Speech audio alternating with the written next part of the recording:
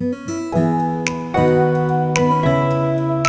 students, question is, a student performs a titration with different burettes and finds titer values of 25.2 ml, 25.25 ml and 25.0 ml.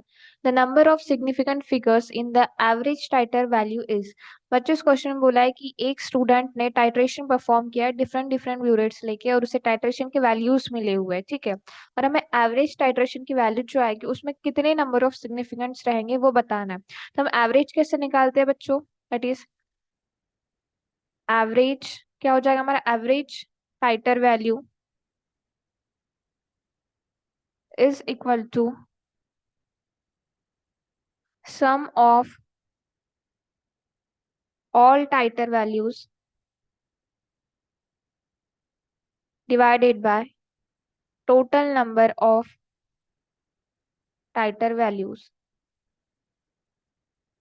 तो हमारे पास titre values क्या given है बच्चों, this is 25.2 plus 25.25 plus 25.0 and we have total number of title values are 3. After calculating this we get answer as 25.15. अगर हम इसे round of करेंगे तो फाइनल आंसर आ जाएगा बच्चों 25.2।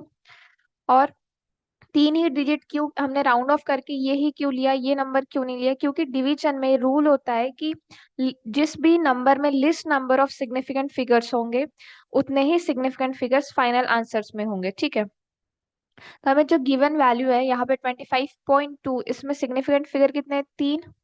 25.25 में सिग्निफिकेंट फिगर्स 4 और 25.0 में सिग्निफिकेंट फिगर्स 3।